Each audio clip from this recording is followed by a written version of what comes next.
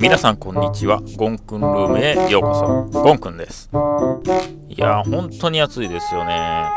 暑すぎる。ということでこれ起動しなかったんですね。でも見てください、これちゃんと認識されてしまったんですね。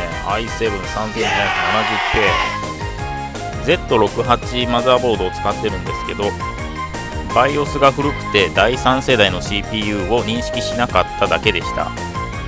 i7-3770K が1650円。いやーラッキージャンクでした。